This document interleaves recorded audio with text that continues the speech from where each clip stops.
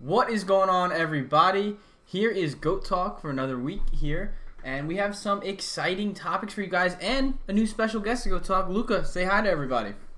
What's up, guys? Wow, What's that, going on, that was a Luca? lot for us, Luca. You seem very excited. But as always, we have Mike, and wearing the stupid jersey, like Maiko usually does. This is the last day I can ever wear a Le'Veon Bell Jets jersey, so I had to do it one last time. All right, fair enough. At least you didn't burn it, like some people I know burned their Jack. Le'Veon Bell jerseys. But how's everyone's week? I mean, it was a kind of a busy week in sports this last week. A lot happening, not just in one league, but in multiple leagues. Yeah, I feel like all across the spectrum. There was some huge NBA news that came out this week with a couple of management and coaching changes. The NFL obviously had a huge week, which we're gonna get to. With the trade rumors and the Le'Veon Bell signing, which just happened an hour ago. It's been an active week in sports. I was actually really surprised because I feel like it kind of came out of nowhere. Yeah, and I mean, And the Lakers won the finals. We didn't talk about that. Yeah. Oh yeah. Yeah, heard about that. I feel like that went on. In all honesty, you just explaining there was a great definition for the week because that went so under the radar in sports news. I feel like. Compared to what was going on, yeah. Yeah, I mean, we're gonna start with some NFL talk. Let's talk, and I brought in the Cowboys specialist for the Cowboys topic. So Luca, I'm gonna start with you. What's the situation now with Dak down? What do you think the Cowboys should do? So I think the Cowboys, they got to stick with Andy Dalton. I think he's a fully capable NFL starter. He's proven it in 5 years with the Bengals. I also think he's stepped in such a great situation with a lot of offensive weapons where he's not going to have to do everything on his own. He has a great receiving core, good tight end core, great running backs behind him, a good coach. So everything's kind of put together for him very nicely. So I feel like the Cowboys have, especially being the NFC East, definitely a shot to at least make the playoffs, win a couple of games, and see where they go. I don't see the Dak not being injured, him being out, being like a major setback for them. Now, Luca, let me ask you this: if Dalton goes out there and let's say he gets a QBR like right over 100, like he's playing good, he's playing vintage Cincinnati Bengal Andy Dalton. What's the situation with Dak now? Because they haven't extended him yet. Would you be okay with walking away from Dak? I feel like morally it's going to be very tough to walk away from him because everything's given to the franchise. But I feel like Andy Dalton's really playing well and he's earning that money because they're both on 1 year deals. So after the year, they have to sign at least one of them. You gotta keep Andy Dalton. Maybe keep Dak as a backup. Maybe let him exercise the market. But it's tough for Dak because he's asking for a lot of money. He could have had so much guaranteed money. He would have been under contract. He wouldn't have been stressed out. It's tough for him right now. Unfortunately, injury is like the worst possible situation that could have happened to him. But I feel like if Andy Dalton balls out, has a Nick Foles kind of like performance or Tom Brady when he first started, I think you have to keep him and you have to have Andy Dalton as your starter. Faz, what do you think? Listen, I think as of right now, I think they have to roll with Andy Dalton because I feel like that's the best option right now in terms of, quarterbacks that are readily available. I think they just have to wait out Dak coming back, to be honest with you. I don't think there's any pressure or rush or anything whatsoever into getting a quarterback that's going to be better than Dalton or Dak. I do think Andy Dalton's a good quarterback. I do think he's the best option. I think it really determines on what Dalton looks like over the next couple of weeks. So they could look to the trade market for, a backup quarterback. Maybe if Dalton doesn't play well, they could look at some guys in free agency. Personally, I think they just roll with Andy Dalton for the rest of the season. That's the reason they brought in Andy Dalton. If you remember back when the Cowboys signed him, that was a big deal because, like Lucas said, he was a starter for the Bengals for 5 years. So he's a proven NFL quarterback. He might not be that great, but he's a proven NFL starter. The reason they brought him in is because Dak Prescott can be injury prone from time to time. And, that was really the reason Dalton was signed. So I think they roll with Dalton. I don't really know what other options are out there. Maybe on the trade market they can make a move for.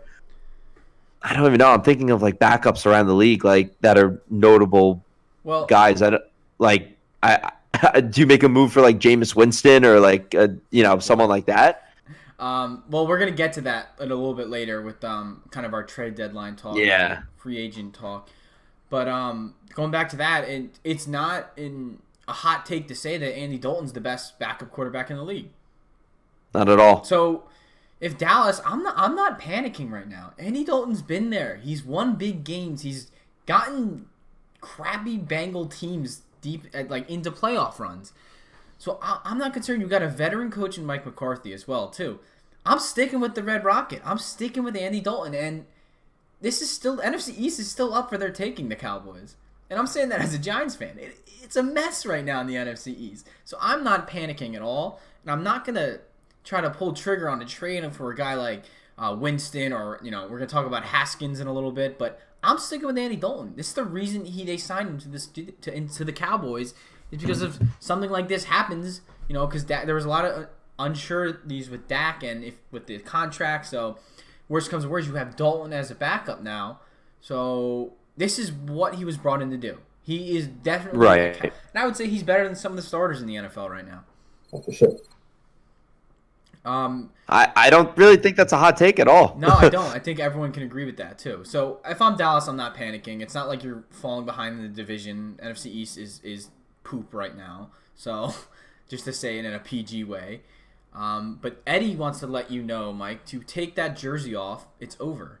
I know. I responded to him in the chat. Listen, bro, they're gonna have to bury me in this jersey. Like it is what it is. The black alternate's a clean uniform, but I did say before, this was the last day that I can wear this jersey.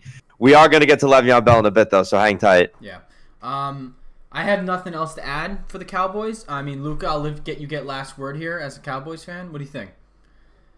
Like you said, I feel completely comfortable as a Cowboys fan. Andy Dalton, a quarterback, especially at the end of the Giants game, came in there, took the sack the first play, was a little negative, had that one fumble, but end of the game to get them in the field goal positions, those darts he threw to Gallup, that was perfect, top quarterback throws right there. I mean, this shows that he's capable of doing it. So as a Cowboys fan, I feel completely comfortable, especially the NFC East. Not so much pressure on them.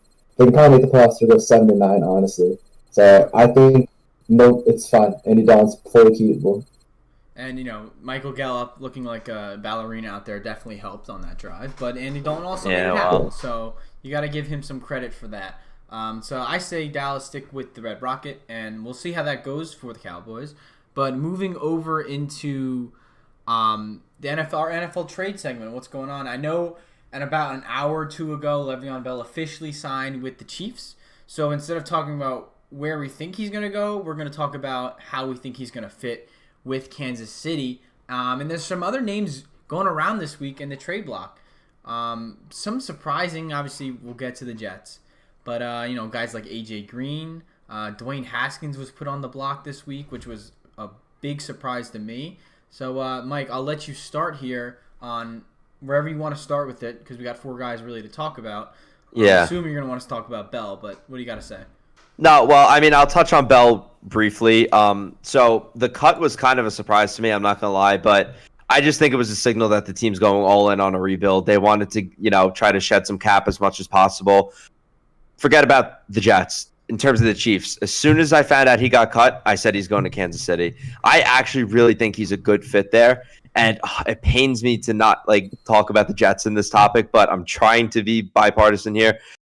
I really think that he's a good fit in Kansas City. I think he gives Patrick Mahomes another great weapon out of the backfield. That team is already absolutely loaded to begin with. I don't think he's going to play like he did, when he first signed with the Jets, or even, more specifically when he was back in Pittsburgh. I don't think he's going to have that level of production again, but I think he's, quite honestly, more than anything else, a big name player who isn't going to be what he used to be, but I really think he can have an impact on that team. He could be a fantastic, catch and run running back out of the backfield. They're going to use him in a lot of different schemes. And, I mean, you give a guy like Le'Veon Bell you give Le'Veon Bell the best quarterback he's ever played with in his career, and I think something special could happen there. Again, I don't think he's going to be what he was in Pittsburgh, but he's also playing with the best quarterback and probably on the best team he's ever played on his career. So I think he's going to have a really nice season with them. I think he's going to fit really well with the Chiefs. It sucks as a fan of the Jets, but I'm actually really excited to see him on that team, because that was as a fan of the NFL, that was where I wanted to see him go. I was really excited to see that dynamic. Yeah, totally agree. Couldn't say any better. I feel like once I started releasing news, I knew Barry had to go to a team with a winning culture. I know there's rumor like the Dolphins wanted him. I feel like that wouldn't be a good fit for him. He'd Yeah. play a decent amount, but it wouldn't be. They're not ready to win now. So when I saw the Bills, I thought that'd be a good fit for him. You know, Singletary, he's not a great running back. He's a good running back. They could have done running back by committee there. I thought that's where he was going to go. When I saw the Chiefs news, it's definitely a 100% good fit. A little surprised by it, but I think it's good because I don't think he's at the same stage where he was with the Pittsburgh Steelers. I think he's still a very good back, but not at that point. But I think that fit is really good. They're not asking him to do too much right from the beginning. Gives him time to learn. He can be the second. They can be like running back by committee in a way. What's his name? Edwards having a great season so far, and I feel like he can definitely help with that passing offense. Like you said, Bell's a great receiving threat. Just open the field up even more. Even though you got Kelsey, you have Hill, you have Bell. It's just Watkins got huge offense, defenses. Good luck. I agree. I mean, you could put anyone in that Kansas City offense and kind of say, oh, that's a good fit. And, Bell's a superstar running back, so that statement goes for him even more. To me, where I wanted to see Bell go was two spots. I wanted to see him on the Dolphins. I did. And you're right. The Dolphins are not a win-now team, but Brian Flores is changing the culture down there, and they have a bright future, and Bell is on a long contract. So if he's looking for something in the future, I thought he would have went Miami, and I think Miami would have been able to even pay him more money. I think I saw a report on that. But the other team was the Steelers. I thought he might go back to the Steelers and go running back with James Conner. I thought that would have been interesting, but it kind of, I guess, would have been awkward for him to go back to Pittsburgh after everything. But I don't know what we're going to get out of Bell. I feel like it's going to be similar to what we see with Jones and Fournette in Tampa Bay, where Fournette's obviously a more talented back, but he's not used as a starting running back because you still have Clyde Edwards-Helaire there, and he was a first-round pick. So right. I don't think like kind of flipping this to fantasy terms. I think this hurts Edwards-Helaire a lot, but it doesn't help Bell a lot. Does that make sense? I think it's really going to be that makes sense. Where I think Bell outscores Edwards-Helaire just based on his. Edwards-Helaire is a good receiving back too, so I don't know what Andy Reid's plan is going to be, because even before Bell got there, Williams wasn't seeing many touches as the Kansas City backup. So I don't know how they're going to implement both of them in, but it's just another weapon for Kansas City. So let me ask you this: do you think Le'Veon Bell is still an elite running back? That's from the chat. Define elite, like top 10? Yeah.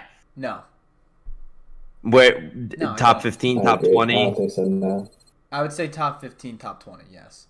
To me, he's probably around 13 to 16-ish I'd put him range. around that 15 range, I think.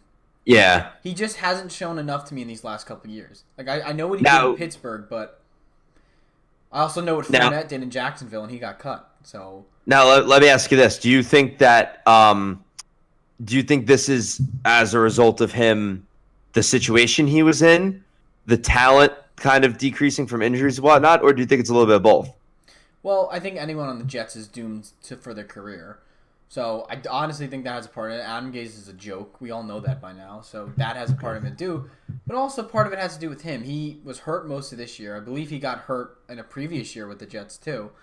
So he wasn't very available to them, and his stats were horrible with the Jets compared to what his Steelers number were. So yes, you can point fingers a lot at the Jets organization and that being the reason for it. But to a certain point, some of it has to go on Bell because I also didn't see much from him in a Jets uniform. I get you're on a bad team, but you can still be a decent running back on a bad team. That's a good point. Especially when you're supposed to be a top 5 running back at the point where they signed him. Now, the one thing that surprised me in this whole situation is that the Jets had no trade offers for him. I think the Chiefs really finessed the Jets. They really just finessed the Jets. Because they knew he wanted to get out of there. They probably knew they were going to release him. But if I'm the Jets, I'm shopping him like crazy because you need picks. So I felt like the Jets were shopping for picks, but very surprising. So John Morello in the chat said Le'Veon's lucky to get more than 5 touches per game. Now I have to strongly disagree with that because Le'Veon Bell's still a weapon, and Kansas City has such a prolific offense. I don't see them relying on Edwards-Helaire to still carry the load at this point. I mean, you're right. In the first couple weeks, he might gel in, but at the same time, it's probably not a hard offense for Bell to learn. Definitely not. No, it's. I mean, it's a high-powered offense. He's played on some really good Pittsburgh teams in the past, so I don't think I don't know if he's gonna get. I don't know if it's gonna be like 5 touches a game, but I also don't think he's gonna be like a 15, 16, 17, 18 plus touchback a game either. Now the question is right now, do you think Bell walks in there maybe 2 weeks from now? Is he the new starting running back, or do you feel like Edward Helaire is still going to keep that spot? I mean, I think he's still starting. I kind of what I said at the first. I think it's going to be pretty split, and it's going to change from game plan to game plan. Right. I do, and you never know who's going to get hurt and stuff. So I think it's going to be like a Ronald Jones, Leonard Fournette situation where they'll say Edwards Helaire is the starter, but there'll be games where Bell outworks him or outsnaps him. That's kind of my prediction for it. I don't disagree with that. We spent a lot of time on Bell. Let's move on to some of these other guys. Let's talk about AJ Green this time. So visibly frustrated in Cincinnati. I don't blame him. He's not even seeing the field at times. Where could we see AJ Green going? I'll let you take this one first, Luca. This is going to be interesting, but I think the Patriots should shop for him. They don't have a really, really good number one receiver at the moment. Edelman's good, great slot receiver, not a number one receiver. I feel like he could complement that offense really well, just kind of give a big threat, and then give more like one-on-one matchups for Edelman and Harry and other receivers on that team, because most of them are very young, and the coverage and stuff are not able to break it yet because they're still developing. But I think if you insert AJ Green there, that's going to make a difference.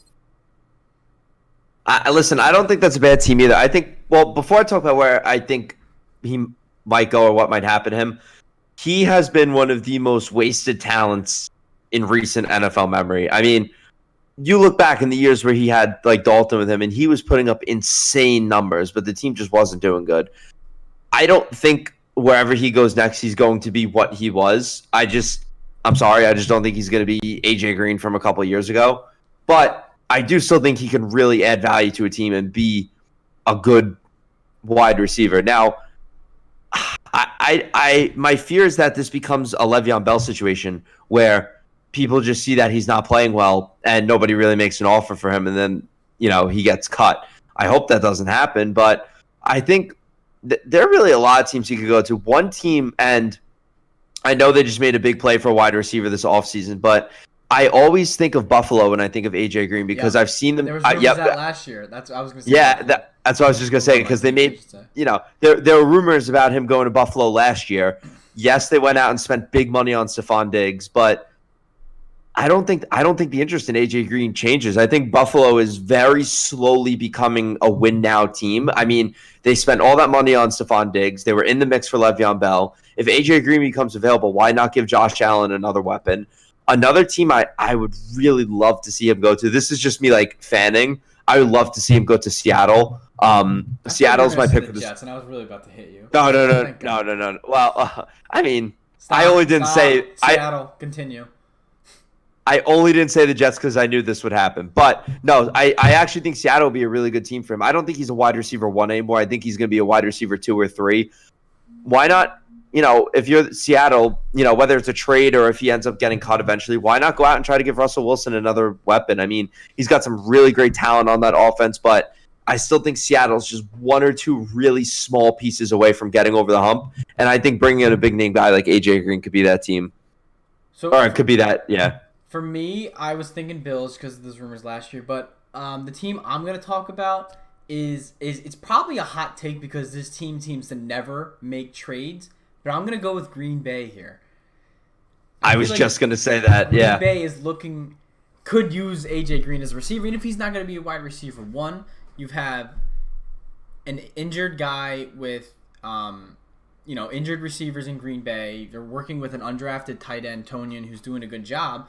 Green Bay, again, not known to make big splashes like that, but I feel like if they can get it done, they should. And it's funny, as I'm saying this, Billy just says AJ Green to Green Bay, and I think it would be a fit, even if he's a wide receiver too. This is a perfect guy that Aaron Rodgers can throw to. He hasn't had a guy like that really since.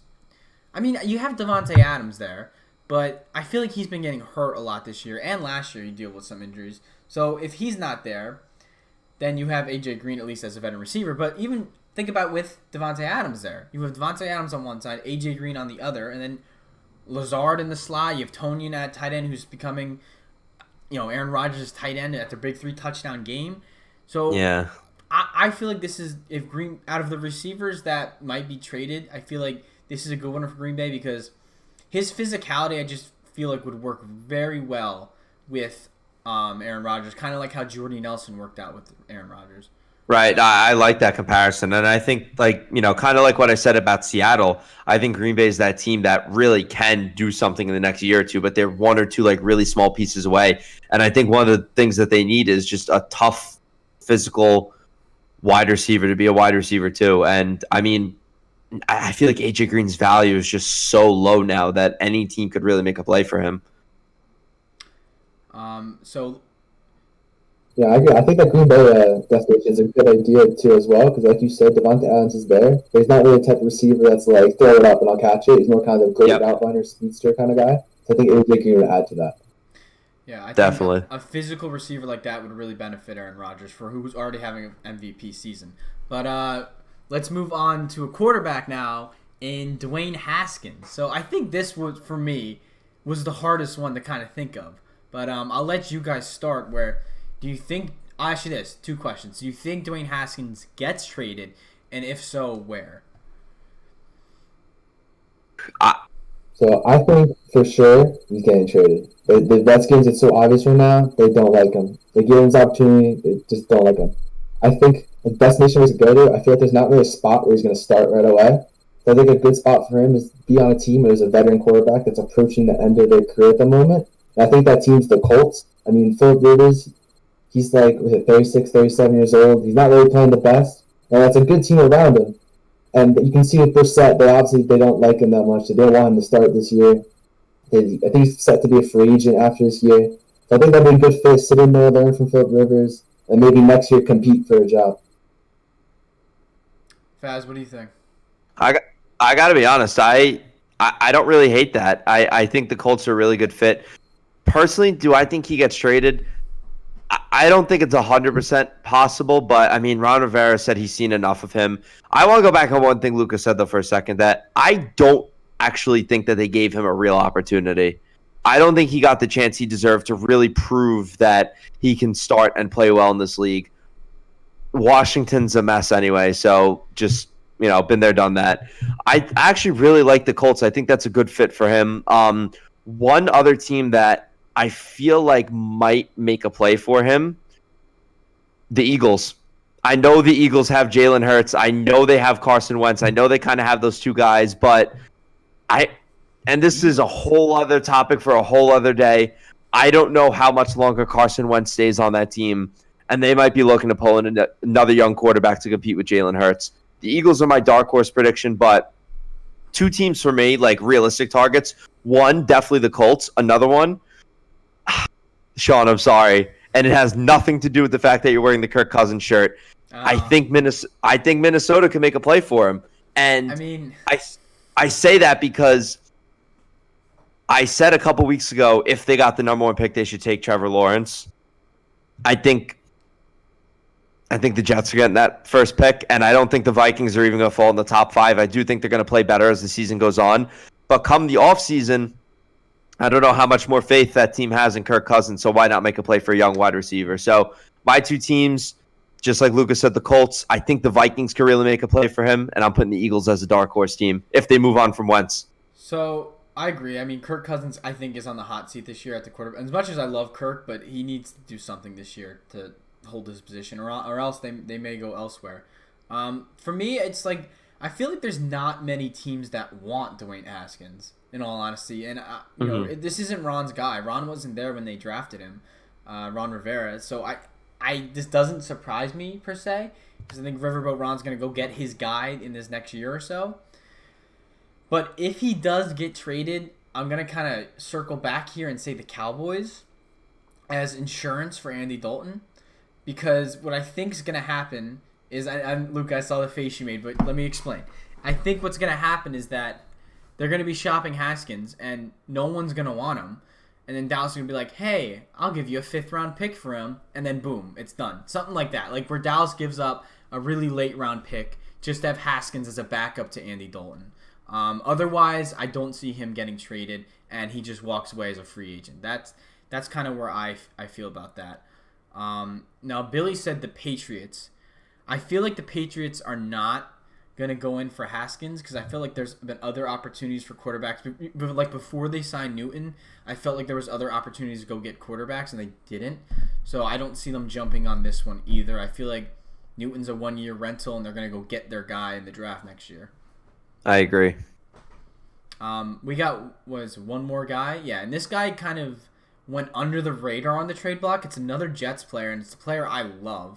And to me, to me, in my opinion, he's the most underrated slot receiver in the league, and that's Jameson Crowder. So I heard Crowder was on the block this week too. Even with the whole Bell nonsense, this one kind of went under the radar for the Jets. So we'll wrap this segment up with Crowder, and where do we think he could end up going? I got to be honest. This one pains me a little bit. The Le'Veon one, as much as it hurt, I said, okay, this makes sense. I think Jameson Crowder is genuinely the only good wide receiver on that team, and I see this as just the Jets giving up on Darnold, giving him absolutely nothing to work with. But he is one of the better slot wide receivers in the league. And Sean, thank you, because for all the ripping of the Jets you do admit that Jameson Crowder is good. I love him. I think he's a really talented player. So I think that he's going to be one of those players that contenders look at. And this was actually the one you used for AJ Green, but I was thinking Green Bay for Jameson Crowder for the exact same reasons that you said AJ Green.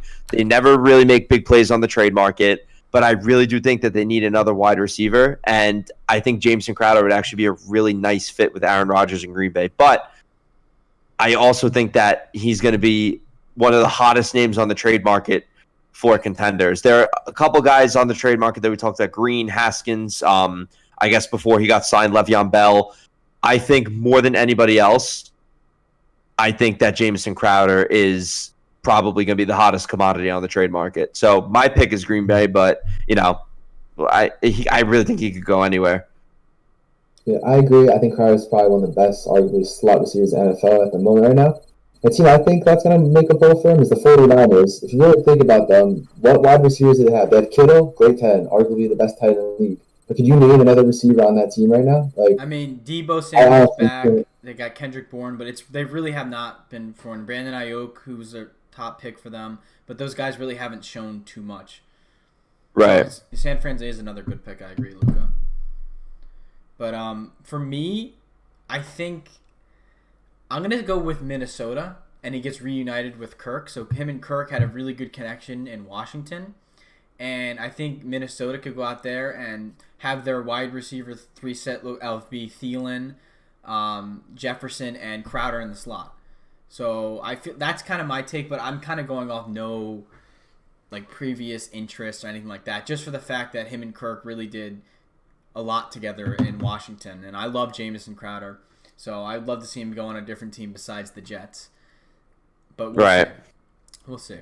I promise we are coming to basketball, Sip, and Scon. That is, we're saving that one for the end. But before we do that, I want to talk a little bit about baseball because we've kind of been putting it off in a way. Right, Mike? I feel like we haven't talked about baseball at all this postseason. So do you have any thoughts just on the postseason in general, Faz? Well, first of all, I think the reason we haven't talked about it, and I'm sorry, I'm just going to say this, nobody cares about baseball right now. Is that a hot take? I hate to say it's not. I haven't watched much baseball. I've been so caught up in football and basketball that it's kind of taking a back seat to both of them. I think there's a kind of a sports sensory overload right now with the NFL season starting, the NBA playoffs and the MLB playoffs being, I know the MLB playoffs are still going on, but being so closely aligned with one another. But I will say this about baseball. I'm not just saying this as a fan. I really thought the Yankees were going to pull it out this postseason. Right now, I think the clear runaway pick is the Dodgers. I think they're by far the best team in baseball. They just had a huge 15-3 win over the Braves yesterday. They're just dominating. I think they're by far the best team available in the playoffs right now. But just in terms of baseball in general, I feel like this was a really weird season where a lot of people kind of from the very beginning had the writing on the wall of the Yankees and the Dodgers, and that didn't happen. To me, it kind of reminds me of the NBA season a couple of years ago when it was the Cavs and the Warriors every year, and everybody just kind of thought it was going to be that again. Nobody really cared about the season. I think that's really how people felt about this season, that everybody just really thought it would be Yankees and Dodgers. Obviously, we didn't get that, and the Yankees, I really think, are going to make some trades this offseason, which I think we'll get to in a minute. But I don't know. I just think baseball is not the hot sport right now, and I think a lot of people are annoyed that the Astros are still kicking their way in somehow. The Houston Cheaters. They better not win. That's the only thing. Like, I'm gonna keep this segment very brief because I want to talk about more baseball when we get to the World Series and when we get to the offseason, especially for the Yankees. But another postseason exit for the Yankees, another year where it seemed like they needed more pitching. And like I said, we'll get into that in another episode. But just looking into the World Series, I really hope it's not Houston. I really don't. I'd love to see Braves-Rays World Series. I think that'd be the most entertaining for me. But, my friend brought up a good point the other day. Isn't it about time Clayton Kershaw got a World Series? I mean, I know he's out with back spasm and stuff right now, but as much as I hate to see the Dodgers kind of like constantly just in the postseason and winning, there's also a couple guys on the Dodgers at this point that I like. And, I wouldn't be... Honestly, I'm okay with anyone but Houston. I just don't want Houston to be in there. I agree. Luca, do you have any World Series predictions? I'm like you guys. I do not want the Astros to get there. I feel like that's the general It's like the Patriots. It's literally like the Patriots in the NFL. We do not want cheaters to win. I'm hoping probably they don't. I gotta agree with the Dodgers. Yesterday they made a really big statement win. What was it, like 15-0, like the third inning? That's they scored like 11 insane. runs in the first inning or something. Yeah, and while being down, they were down 2-0, right, in the series going into that game? Yep. That's a really big statement win for them to show that, like, all right, we can come back from this. All right, I think it's time. The people are asking for the basketball talk, and I think it's time we gave it to them. Now, me and Mike have been doing this show for over, 3 years now? Over 3 years? About 3 years. And the show's called Goat Talk, obviously, but we've always put off having this conversation because I don't generally like this debate, but I feel like we can't avoid it anymore. So we can't. Goat Talk is officially doing the Goat Talk. And after LeBron wins another finals, is he officially the greatest basketball player of all time? I believe he's the second best basketball player of all time. I think with Michael Jordan, I feel like our generation, we kind of forget about Michael Jordan, but I know during COVID, with the release of The Last Dance, that really educated a lot of us, like how good Michael Jordan really was.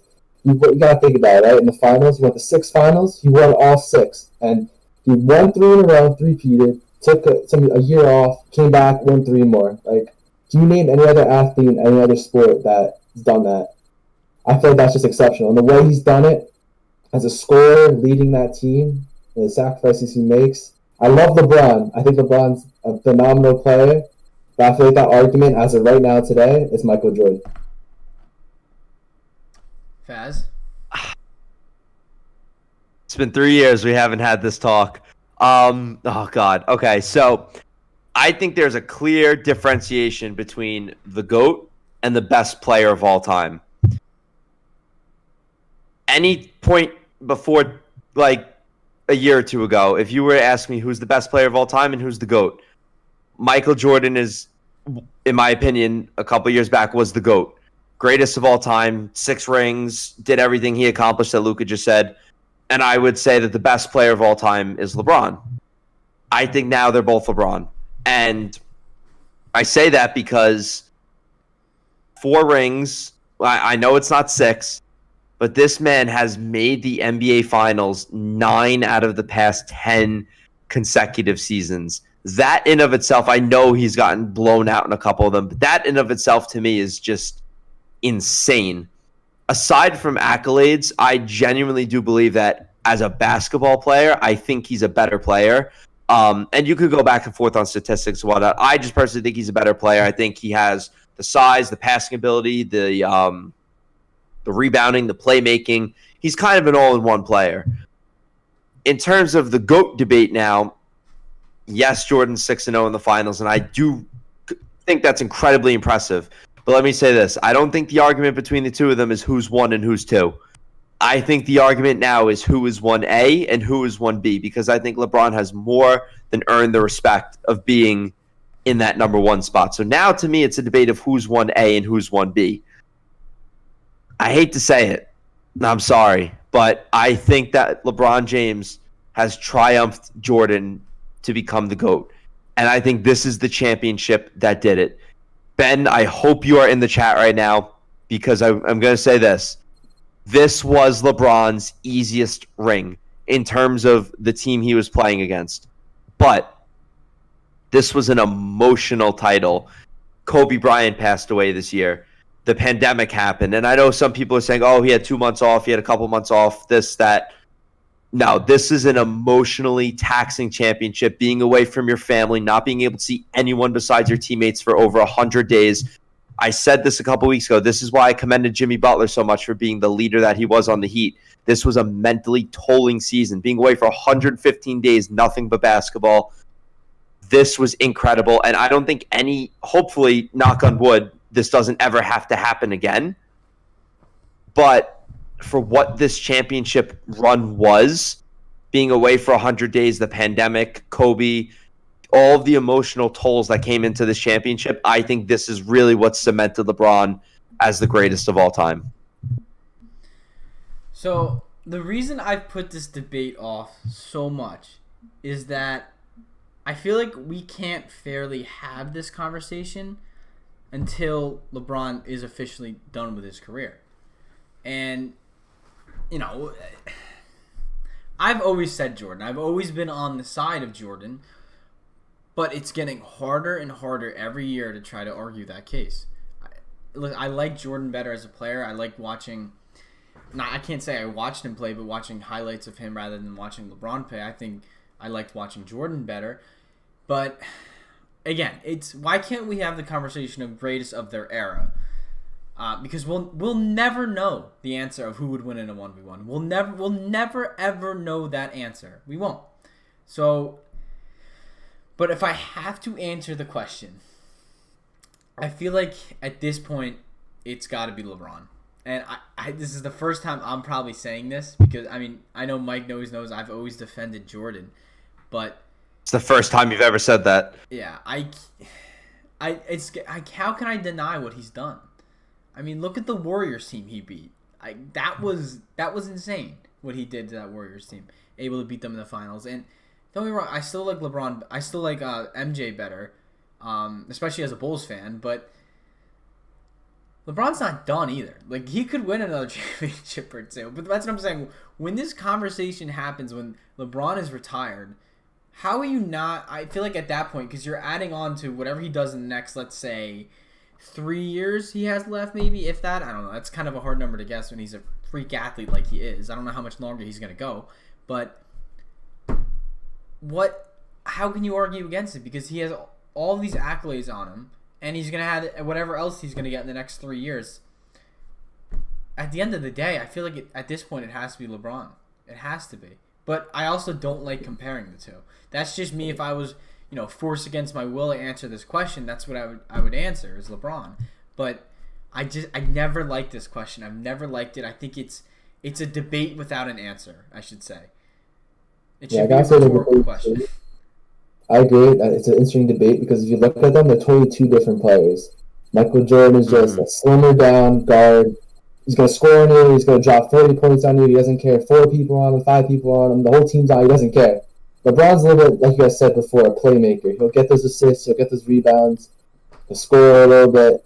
So it depends. I think it's a perspective sort of thing. What kind of player does someone really like more? If you think a scorer is the best part of playing basketball, you're going to say Michael Jordan. If you think being a playmaker and being able to get assists, rebounds, everything, you're going to say LeBron. But it's just, they're not comparable because they're just built different. I can understand the argument.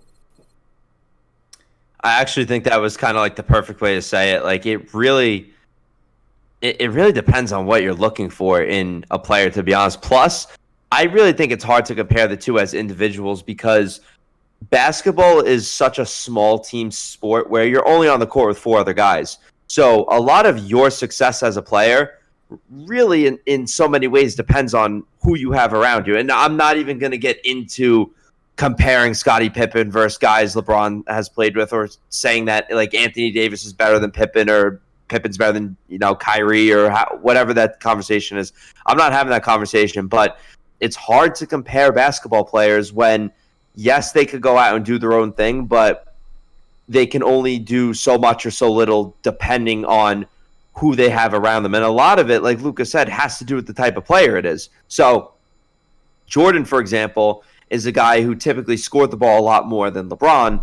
So, the style of team around him was kind of different. But LeBron, as a bit of a playmaker, for example, if LeBron doesn't have like a number 2 option next to him, I don't know how far that team goes, because LeBron's much more of a playmaker. Jordan, on the other hand, I know he had Pippen, but I mean, he did some good things with those Bulls teams in the 80s before they had Scottie Pippen, and they went far in the playoffs many times because he was scoring 40, 50 points in those games. So it really depends like a lot on the type of player, number one, and number two, what's around those players, if that makes sense. And that goes from players to coaching to systems that they're playing in to the era that they're playing in, because that's another part of the conversation. These two played in two completely different eras of basketball. Jordan played in the grit and grind era with the hand checking and more physical play and whatnot.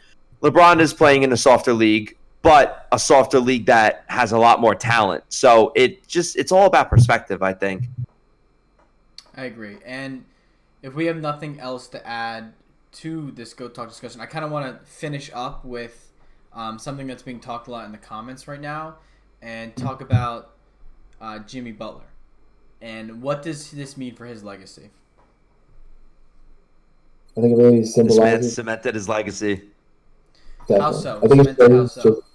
Go for it, man. Because, I mean, what'd you say, Sean? I said cemented how so? That's all you, Luca. So I think with him, he's really symbolized that he's just a leader. I can honestly argue he's probably one of the best leaders in the NBA of all time. The way he motivated his teammates. I know there's a story about when Tyler Hero first got drafted. Jimmy Butler bought him a basketball hoop and said, "Shoot, go ahead."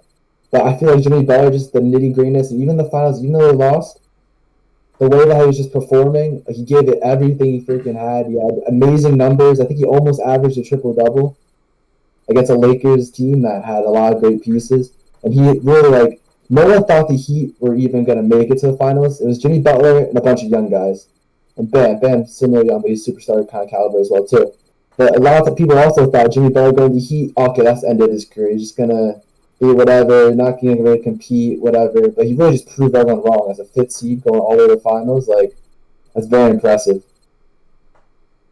I actually really like the point that he's going to go down as one of the best leaders in NBA history, because I really think he is. He's going to be, I hate the fact that we're this is separate from the GOAT conversation, because I don't think Jimmy Butler is anywhere near the level of the guys we talked about. But as a true alpha dog leader, that man could carry a team. And this is going to be one of those fun teams that in 10, 15 years, we're going to remember this Heat team and Jimmy Butler bringing the young guys up to the finals.